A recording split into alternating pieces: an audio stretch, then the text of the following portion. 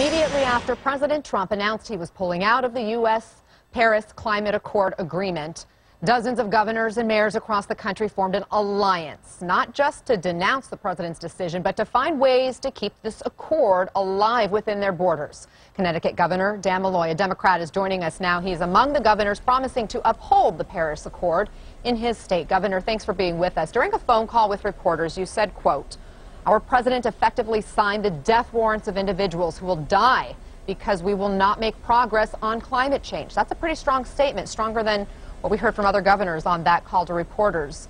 It doesn't sound like a guy who's saying work on this. Was it intended to be some fighting words? Oh, yeah, sure. Absolutely. And the reality is that people die in my state because of pollution coming from other states. And that happens in the United States, and it happens around the world. What's significant here is that we entered into an agreement with the entire international community, or almost the entire international community, to do something about climate change, to clean our air, to make sure that our temperature didn't rise another 1.5 degrees. And this president, who has yet to really demonstrate leadership on any issue, except wrong-minded leadership, decided to pull us out of that agreement. Quite frankly, we're the laughingstock of the rest of the world. I mean, he made these references that we're going to stop being the laughingstock. We'll stop being the laughingstock when he stops doing things like this, that basically tear up international agreements that were reached over a long period of time. And quite frankly, people will stop laughing at us when we stop ceding our authority and our leadership to the Chinese. Okay, so you're in this alliance. Tell us what exactly that means. What it means is we can do this without him. What will you do? What are you committing to? Oh, we're not only committing to cleaning up our environment, but to playing a leading role. I mean, after all, Connecticut invented the first green bank in the world to be successful. We are doubling and then doubling again and then doubling again our renewable energies portfolio. We've had, just since 2014, we've had 10,000, almost 11,000 families sign up for home solar. We're going to keep doing these things. We're going to keep investing in these things. And if we do that, and California does that, and New York does that, and Massachusetts and Vermont and other states join us, we can meet these targets that we should be meeting and quite frankly, push our economy towards greater job growth. So now you're sounding more optimistic. Can states send a message directly to the world, or will the U.S. be judged on the world stage by what the president has done?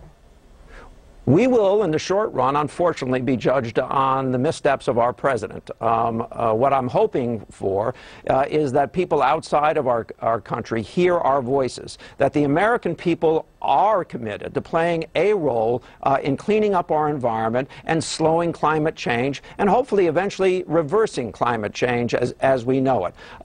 For people to deny that that humankind is having an effect on our climate is utterly ridiculous. These are the same folks who will argue that dinosaurs and early man roamed the world at the same time. They are science deniers. If they could go back and declare a flat Earth, they probably would do it. What I want is the rest of the world to understand that Americans, not our president, but Americans understand our international obligations to clean our environment, to save our climate, to make a difference. You know, one of the other things I said the other day, if the president has his way, there's going to be a lot more waterfront property in America because the tides are going to rise. It's going to change what we look like, where we live, and how we live if he has our way. I'm trying to help save our environment and save our world. The president has said he wants to save the environment as well, and we heard from Nikki Haley, the UN ambassador from the U.S. today, talking about the fact that she believes the president does believe the climate is changing. But one of the sticking points that we've heard from the president and as well as his EPA Administrator Scott Pruitt was a problem with this deal was that 26 to 28% of reduction in carbon output. They say this is unattainable. Your response?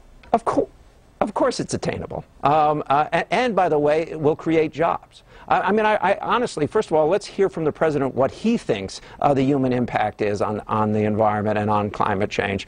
He is largely a climate denier, let's be honest.